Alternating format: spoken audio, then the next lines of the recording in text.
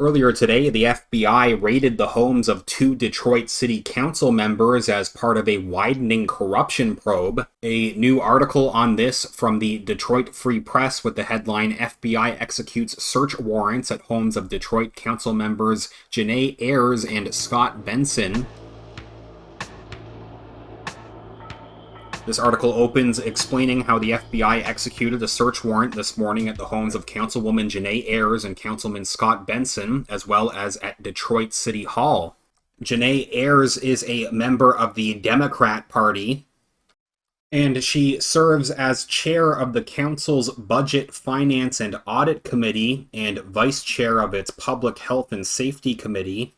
Ayers was appointed to council in 2015 after the resignation of former councilwoman Santil Jenkins and won a special election in 2016. Detroit voters elected her to a full term in 2017.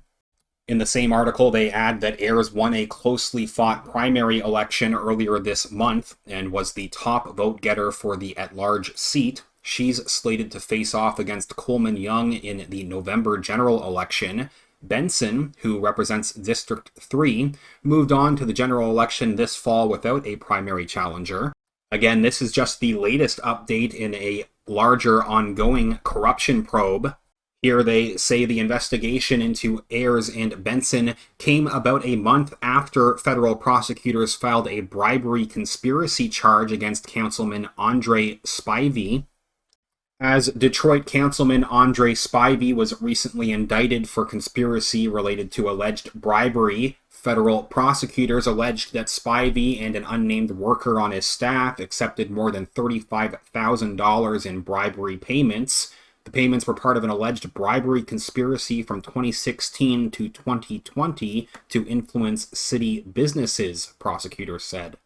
Federal prosecutors charged Spivey with one count of conspiracy to commit bribery. Spivey was released on an unsecured bond of $10,000 under several conditions, including immediately surrendering his passport, restricting travel to the continental United States, avoiding contact with witnesses and non-work related contact with public official A, and surrendering any concealed pistol license within 48 hours of his release. More info on these FBI raids happening this morning from the Detroit News. They say the exact focus of the investigation and what led investigators to mount the raids Wednesday were unclear. No criminal charges have been filed, and search warrant documents remain sealed in court. They note that the raids Wednesday represent the largest federal investigation into City Hall corruption in the 8 years since former Detroit Mayor Kwame Kilpatrick was convicted of racketeering conspiracy charges and sentenced to 28 years in federal prison. Point out that President Donald Trump commuted that sentence in January. The searches come 3 weeks after Spivey was arraigned in federal court on one count of conspiracy to commit bribery over claims that he accepted more than $35,000 to be influenced and rewarded for votes. Ayers was seen outside her home Wednesday. A Detroit News reporter was stopped by police as she tried to approach the councilwoman. At Ayers' West Side home, federal agents searched through vehicles and boxes alongside the colonial home. Ayers was seen wearing a burgundy jumpsuit Wednesday morning as she spoke with a small group of family on the sidewalk before fleeing inside the home. Neighbor Letitia Hardwick has lived on the street for 13 years and said she's never met Ayers but recognized her photo. "This is surprising," said Hardwick. "The newest thing that happened in this neighborhood was that they recently put up a gate in front of an already existing gate." Outside Benson's house in Harper Woods, a large black SUV was parked in the driveway and a Michigan State Police car remained in the street as a group of agents gathered near the front porch. Some of the agents were wearing gloves. When a Detroit News reporter arrived, they all went into the house. They also say that at one point a group of 4 neighbors came outside to watch the raid as a helicopter flew over Benson's home. Finally, they highlight here how since 2008, more than 100 politicians, union bosses, bureaucrats, and police officers have been charged with corruption in Michigan's Eastern District, including more than a dozen politicians and contractors in Macomb County. A quote here says, "Clearly, there is a culture of corruption that doesn't stop at the city line or the county line," said Eric Gordon, a professor at the University of Michigan's Ross Business School. Adding a few more examples, they point out that Spivey is the second Detroit councilman this term accused of accepting bribes in favor of votes at the council table. This spring, Gabe Leland resigned from the council after pleading guilty to a state charge of misconduct in office and was sentenced to 2.5 years probation.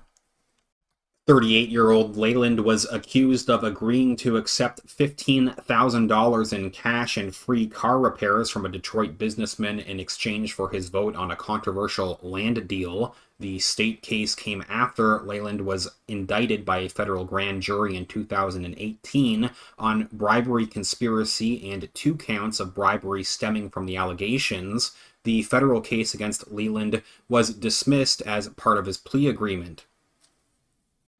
This article concludes reminding us how the Detroit Council has long been mired in other public corruption cases. In 2006, former Detroit Councilman Alonzo Lonnie Bates was convicted of theft and bank fraud for placing, quote, ghost employees on his payroll. Bates was sentenced to 33 months in prison for taking $800,000 in bribes while he was a member of the Detroit School Board.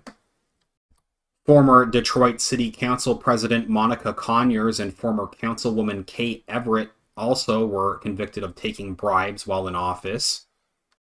There was also the case of former Council President Charles Pugh, who resigned back in 2013, months after leaving City Hall amid allegations of an inappropriate relationship with a teenage boy. In 2016, he pleaded guilty and was sentenced to 5.5 to 15 years in prison. This month, Pugh was granted parole by the state's parole board and will be released from prison in December.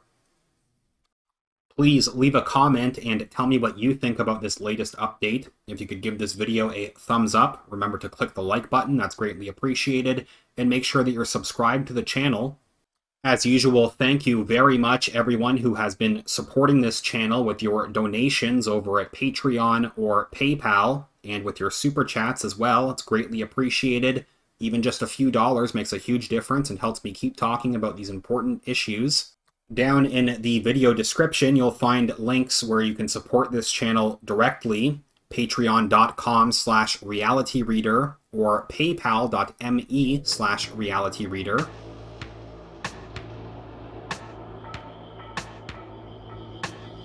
I will follow up soon. Thanks again.